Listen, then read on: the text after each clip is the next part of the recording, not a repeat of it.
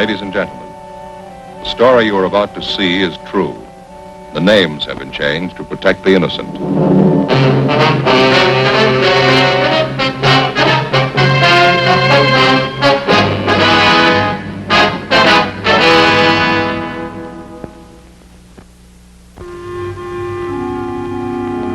This is the city.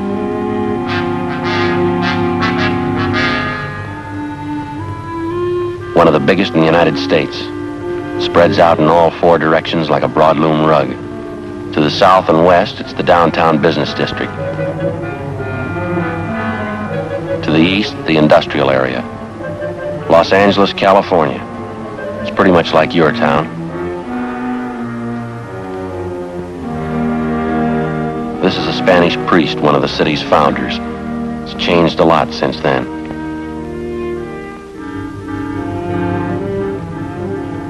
It's got high-tension wires bringing in the power and bus lines to get you where you're going. It's got railroads and freight yards.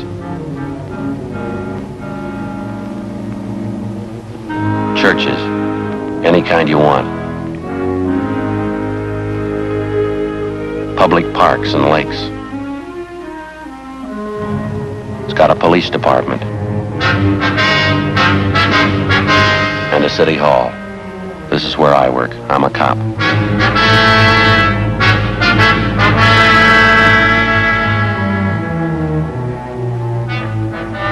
It was Thursday, July 17th. It was sultry in Los Angeles. We were working the day watch out of robbery detail.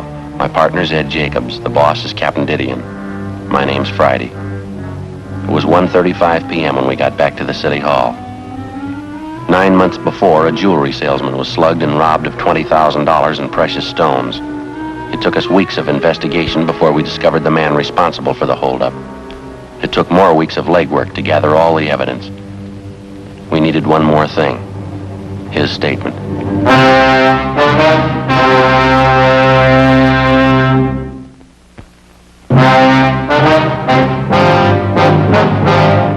Ed, you want to call the captain? He said he'd be in the corner pocket. Yeah, fine. I'd still like to know what this is all about, Sergeant, dragging me down here in the Captain, middle of the did he day. handle Hold it a keep minute, around? Garvey. Yeah, thanks. Hi, Skipper. This is Jacobs. We just got back. Yeah. All of them? Good. Right. We're in your office. Yeah, thanks. The others check in all right? Yeah, just got back. Worked out fine. Would you please explain what this is about? Why have you brought me down here? We think you know why. I don't. I haven't any idea. You take me away from my store on a busy day, you put a police guard on it, you insist on bringing me down here. What's it all about? Now tell me. You tell us, Mr. Garvey. Tell you about what? The jewel robbery 9 months ago, the holdup. What holdup? My store hasn't been robbed. We're talking about your friend, Thomas Ashley. Ashley? What about him? We think you remember it 9 months ago, the parking lot back of the building down on 4th Street. Oh, yes, surely. Some holdup man slugged him, stole his case of samples. I remember it now, yeah. Poor Tom. The thief made a big haul, didn't he? Unset diamonds, $20,000 worth. Yeah, I remember it now. I don't think Tom's gotten over it yet. I was a jewelry salesman for the same company at the time. You know, the same company Tom was working for, I mean. Yeah, we know. Some of the big bosses thought Tom had a hand in it. They figured it was a put-up job. Nothing was further from the truth. That's so? Of course, I know Tom. Close friend of mine. He wouldn't be mixed up in a deal like that. Tom and I worked out of the same office for years. We've had him over to the house for dinner. We've even been on vacations together. One of the most honest men I know. You sure about that, are you? Of course I'm sure. Say, that isn't why you called me down here, is it? You don't think Tom had anything to do with that robbery, do you? You don't think he was in on it? He had nothing to do with it. Think you know that as well as we do. Then why am I here? There's nothing I can tell you about the holdup, only what I heard from Tom, what I read in the newspapers. Now, you can tell us a lot more, Garvey. We didn't bring you down here just to pass the time of day. Tom was slugged and his sample case of stones was taken. That's all I can tell you. You're a liar, mister. What? You engineered the whole thing. We know it, and so do you. Is this some kind of a joke? If it is, I think it's in bad taste. It's a long way from a joke, Garvey. You planned the job, you got the loot. We can give you chapter and verse. I really think you're serious. You think I robbed Tom? We got it past the thinking stage, Garvey. We already told you. We know you robbed him. Now, wait a minute. This thing's ridiculous. The whole idea is ridiculous. I don't know who gave you the so-called information on me, but it's wrong. Nothing further from the truth. Nobody gave us the information. We got it ourselves. You're really serious, are you? I robbed Tom, and you can prove I did. You're getting the idea. I don't know what to say. It's fantastic. I robbed my best friend, Tom Ashley, 9 months ago. I have $20,000 worth of diamonds, and you can prove it. Every bit of it. What about it? I think you're out of your mind. My name is Ernest George Garvey. Are you sure I'm the man you want? There couldn't be a mistake. There's no mistake. This thing would be funny if I didn't think you were serious. Let me ask you just one question. Maybe that'll clear it up for you. Yeah. If I held up Tom Ashley, how is it he didn't recognize me? You know better than that, Garvey. What? You didn't hold up Tom Ashley yourself. You had someone do it for you. Oh, cloak and dagger, huh? I'm afraid this is getting a little too wild for me, Sergeant. Maybe you can waste your time making ridiculous charges. I can't. I'm going back to my store. It's a weak bluff, mister. It's not going to do it. Excuse me, are you sure you two men haven't been drinking? Sit down, Garvey. I told you, I'm going back to my Sit store. down. You have no right to keep me here. Ridiculous charges. You think I'm one of those cheap hoodlums you're used to dealing with? Now, come off it, mister. You got a $5,000 car and a $40,000 home. That doesn't rate you special treatment. You're a thief. You know it as well as we do. I don't have to take this from you. You haven't got much choice, mister. We just finished 5 months legwork proving it. Proving what? Sit down.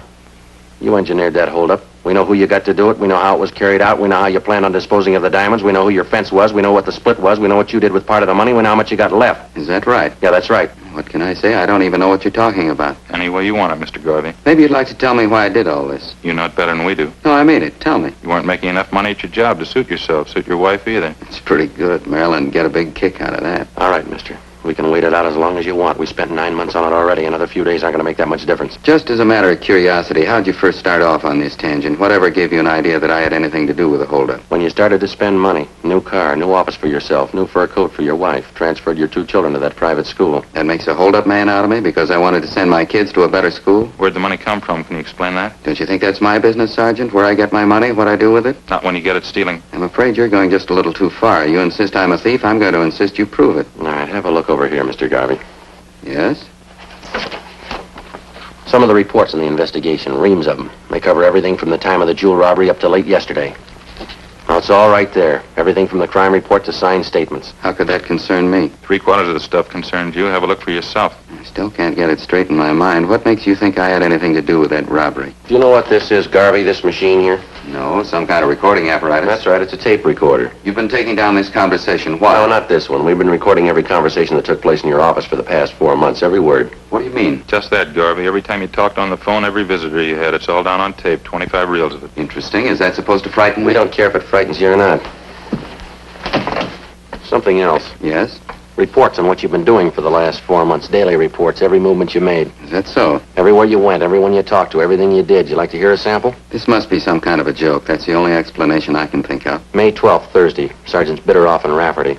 Those are the 2 officers that were tailing you at the time. You checked in at your new office at 9:38 a.m. At 10:03 a.m., you had a visitor, a Kenneth Tyson. You talked to him in your office. The conversation's recorded. Tyson left at 10:18 a.m. At 10:32 a.m., you left your office. If you're trying to impress me, I'm afraid it isn't working out very well. Care for a cigarette, Garvey? Well, thanks, I have my own. All right. I've wasted enough time. Exactly what's the point of all this? It's pretty simple. You're responsible for a robbery. We can prove it. We're giving you a chance to make a statement. It's nonsense. Is it? Of course. People following me, checking everything I do, where I spend my money, where I send my kids to school. What's it all about? It doesn't make sense. Okay, Garvey, we've said it before. We can wait it out as long as you want. Look, let's get this thing straight. Let's go back to the beginning and take it step by step. Okay, fine. The holdup was last fall, wasn't it? Sometime in October? October 7th, Monday, 5:20 in the afternoon. All right, now just what am I supposed to have done? None of your vague references about a new coat for my wife or where I send my kids to school. Let's have some facts. Joe? All right, Garvey. You went to work as a jewelry salesman for the company 10 years ago. Your friend Tom Ashley, the victim, started the same year. The 2 of you have been pretty close friends. That's right, I told you that. We'll skip the rest of your background for now. 2 weeks before the robbery on September 24th, you had a meeting with a Kenneth Tyson. You met him in a cafeteria on South Broadway. Tyson's 19 years old. He lives with an older sister. He works in a gas station on Olympic Boulevard. He's done some work in your car for you. That's how you happen to know him. Yes, I think I remember the boy. I don't know him well, though. I don't recall the meeting either. You know the boy very well. At the time of the meeting, you promised him $1,000 if he'd hold up your friend Tom Ashley. Ridiculous. Tyson agreed to it, and you briefed him on the plan. The following day, you gave him a gun, a .32 caliber Smith & Wesson, serial number 362744. Nonsense. Where did you get that information? Tyson. He's lying. Believe me, if he told you that, he's lying. Is he the one who robbed Tom? October 7th, at your direction, he was in the parking lot behind the Hunter Crosswell building. Tom Ashley came out to get in his car. He had a case of sample diamonds with him. Tyson held him up, slugged him, took the stones, and got away. Of course, it's obvious. Tyson's trying to say I put him up to it. He's trying to get out of it that way. I'm afraid not, Garvey. The boy couldn't have carried off the holdup by himself. Of course he could. It's obvious he's trying to cover up. There were 6 people in the company you worked for who knew that on Mondays, Ashley always took the case of sample diamonds along when he made his calls. Only on Mondays. You were one of the people who knew that. I suppose you've considered the other 5 people? They were all checked out at the time. They were all cleared, you along with them. Well, I'm not clear anymore. Is that it? This young hoodlum Tyson, you're willing to take his word over mine. After the robbery, he took the case of diamonds to you. That was the next day. You paid him $500 and promised him the other $500 when you got rid of the stone. Oh, I suppose I've gotten rid of them, or do I still have them? Which? 2 months after the holdup, you contacted a fence up in San Francisco. You drove up there and sold him some of the stones. He broke them up, and then he sold them. We know who he sold them to. We know what he got for them. This Fence, he's supposed to be another good friend of mine? You're still doing business with him. His name's Fred Lawrence. It's a new one on me. I don't know any Fred Lawrence. Can't even recall the name. Maybe this'll help you, Garvey. Listen to him on the tape recorder. What's all this about? Phone conversation, Garvey. One of the things we recorded from your office. Let's see, this one was on March 18th. I always thought wiretapping was against the law, or do you pay any attention to that? We didn't tap your telephone line. We recorded everything from dictagraphs we installed in your store and back in your office. They started recording the day you moved in. That was March the 1st, wasn't it? I don't know why you're telling me. I can sue you for that, you know. I can sue you for your last dollar. All we're concerned with right now is Fred Lawrence. You say you don't know him. I'd like to have you listen to this, recorded March 18th in your office. All right?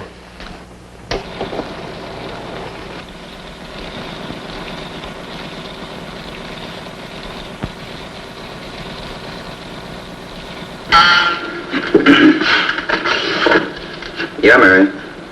Mr. Lawrence? Yeah, sure. Put him on. Hi, Fred. How are you? That's so. Good. No, everything's fine. No heat at all. No, Tyson's all right. Believe me, he's a good kid. Right? Yeah, all right. Where? Well, I don't know. It might not be so good if you're seen coming here. Oh, 8 o'clock, 8:30. Okay, fine. It's close to 8:30, so you can make it, huh? Right, Fred? Goodbye.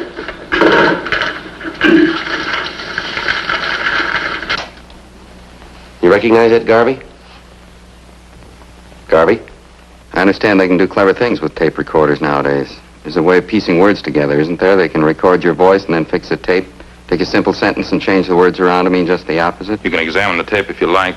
We didn't make a splice in it. All you'll find in it are the usual factory splices, just the way it came from the manufacturer. What difference does it make anyway? Nothing criminal about that conversation, nothing at all. You told us a few minutes ago you didn't know Fred Lawrence. You never heard of him. On that recording, sounds like you know him pretty well. It's a fairly common name, wouldn't you say? Must be quite a few Fred Lawrences. I didn't happen to remember the name right off. How about Tyson? What? Tyson. You told us you didn't know him well at all. I don't. Didn't sound that way on the tape. You were telling Lawrence he was all right. You said, believe me, he's a good kid. How about it, mister? How about what? Is this some kind of a frame? What are you trying to make me say? We're not going to make you say anything, Garvey. We work robbery detail. That's the job, robberies. They pay us to clean them up. I can pay you. What? Never mind, I didn't mean that. I meant I pay my taxes, I pay your salaries, I help to anyway. I don't know why I have to be treated like this. No reason to make a big headache out of this for everybody, Garvey. You engineered a holdup, and we can prove it. We're giving you a chance to make a statement, that's all. I've got nothing to say. Make a statement about what?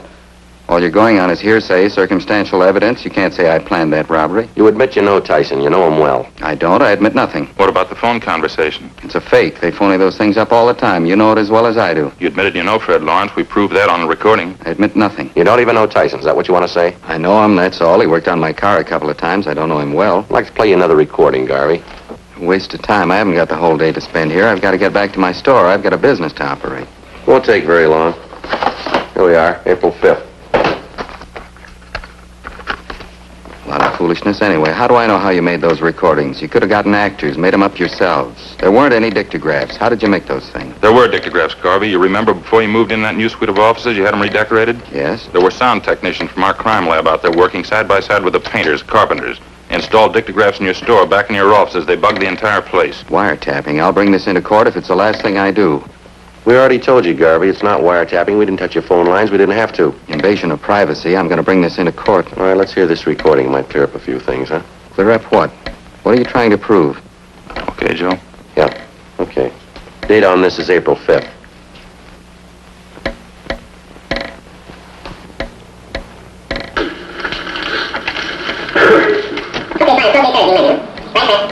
Come on in, sit down. Okay, thanks. Well, how have you been anyway? Pretty good. I'm trying to get a hold of you the last week or so. Hard to do. You're not in very much. Yeah, pretty busy, Ken. That time of year, you know. Keeps you going. Well, I don't want to waste any time. I'd like to know how the deal's working out, though. Going back east to Albany next month. I'd like to get the rest of my money if I could. Just like I told you the last time, Ken. I'm sending the stuff north. I hope to hear in a couple of days. Yeah, I know. That's what you told me before, but it was a pretty heavy job. I could use the money. I mean, if it wasn't so heavy, I wouldn't mind, but Well, I got it coming, I think. Of course you do, Ken. There's no question there. It's just that I haven't got it right now. Believe me, you'd have it in a minute if it was mine to give. Yeah, but that was the agreement, wasn't it? 500 before the job, 500 after. Happened last October. That's a... How about it, Garvey? What do you say? Ridiculous, that's all. Obvious fake. You can look at the tape if you like, inspect it. You can check every one of those 25 reels. We'll play them for you if you want. Fakes, bad ones at that. Now look, I'll give you both a chance. Either you book me in on a charge or else release me. You try booking me in and I'll sue you for false arrest. I'll break you. I'll sue you blind. I promise you that. Yeah. Release me and I'll get back to work. I'll forget all about it. Now you name it, which one? Book me in or release me. That's fair enough. You're giving us a choice. You bet it's fair. You could get in a lot of hot water. Now it's up to you. Which one? You ran a bad bluff, mister. What? We're booking you in.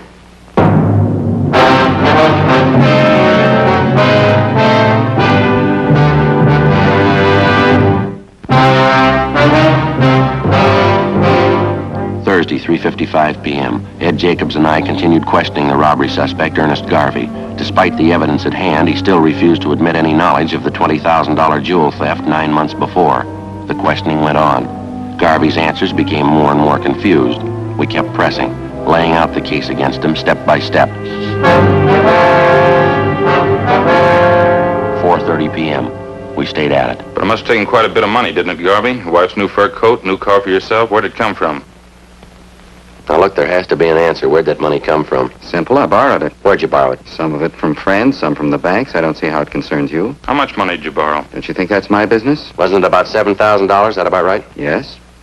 No, it was more. What's the difference? It's my business. Complete financial file on you, Garvey. Took us quite a few weeks getting it together. A lot of work. You must like snooping in other people's affairs. No, not especially. It's pretty dull.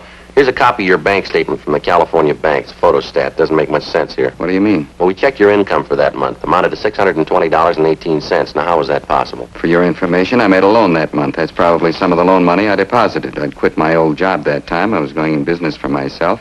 I needed the money to redecorate the new store, the office. It's as simple as that. Photostat your loan papers right here. The loan was for $2,000. Yes? A month before, February, you'd borrowed from another bank. Let's see. That was for $3,000. Made another one in April, too. That was for $1,500, different bank again. Yes, that's right. Do we have to go over this line by line? In 3 months, you made bank loans for $6,500. Now, besides that, in the same 3 months, you earned a total of $1,713.88. Now, together, that makes $8,213.88. What's the point? Copies of your bank statements, Garvey. You have 5 different savings accounts in 5 different banks. How do you explain that? Garvey, any explanation? It's almost 5 o'clock. Can I use the phone? I have to call my wife, let her know. All right. We'll have to listen in on the extension. The conversation will be monitored. Go ahead, I don't care. Okay. You dial 9 to get an outside line. Oh, yeah.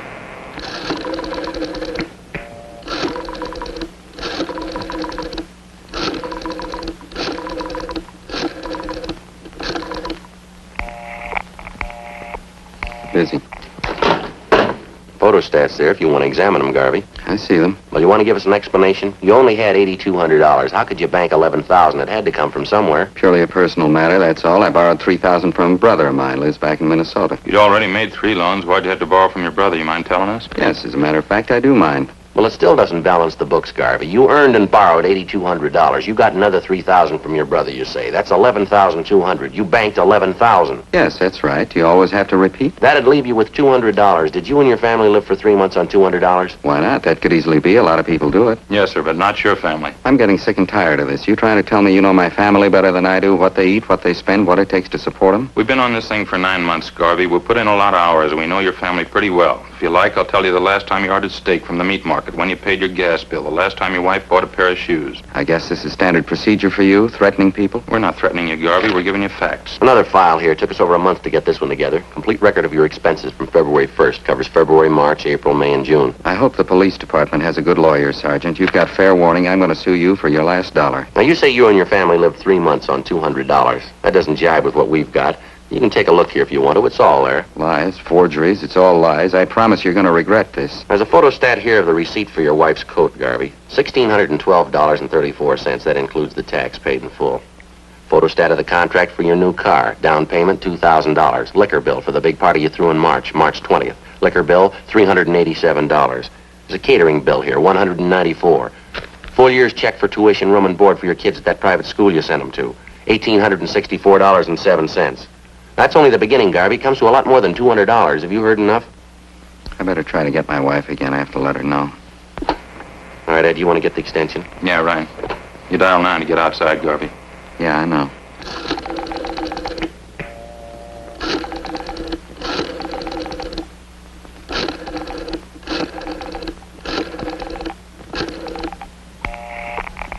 Still talking. She might know I'm trying to get her, stupid. Now, wait a couple of minutes. You'll get through. Gabbing on the phone all day long, gab on the phone and play cards. It's all she ever does. I've got some more figures for you here, Garvey. Be a good idea if you hear them. Bills for 2 more parties you threw last month. Food bills, liquor bills. Why do you have to keep pushing that stuff at me? So you've been sneaking around finding out about my personal affairs. That's supposed to be good police work, is it? This the kind of thing they pay you for? Now, look, you carried off a robbery, Garvey. We're giving you a chance to make a statement. Why should I? What for? Give you a statement and have you twist it around, incriminate me? I haven't had anything to do with this kid, Tyson. Better make that call. Dial 9 first. I know, you told me.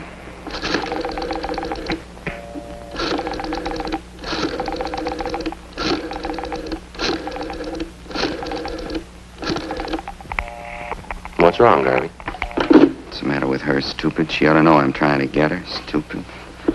Dial 9. I know.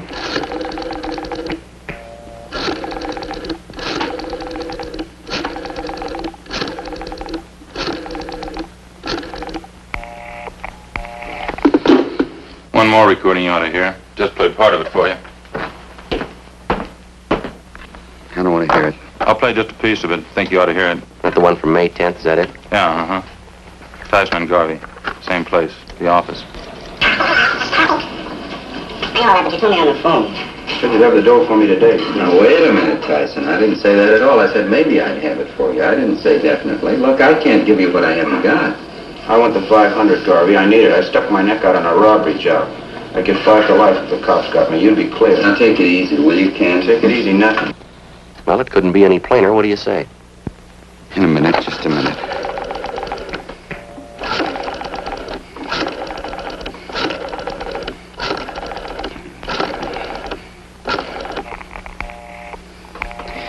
She was never satisfied. She never could be satisfied. Always more. She always had to have something else. How do you mean, your wife? Playing cards and gabbing on the phone, that's all. She kept writing me day in and day out. I wasn't making enough money. She didn't have any clothes. The kids ought to go to a better school. We ought to have a new house. On and on and on. I ought to go in business for myself, make money, lots of money, same thing all the time. Talk, talk, talk. There's only so much you can take. You figured the robbery had solved the problem, is that it? I guess so. I'd have tried anything just to shut her up, get her off my back for a while. I guess you got Tyson, huh? The other man, too, Fred Lawrence. They were picked up this afternoon. Lawrence at the airport, Tyson in a show downtown, all 3 of you. What about your wife, Garvey? She know you planned the robbery? I didn't tell her. I think she knows, though. Pretty sure she does.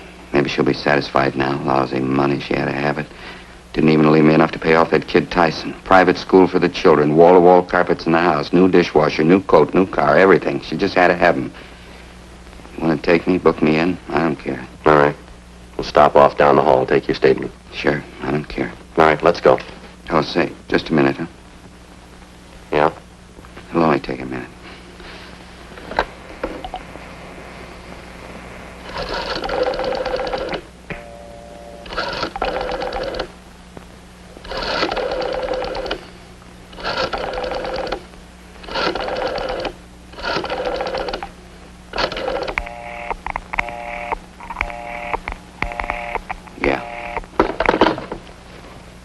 That's what I figured.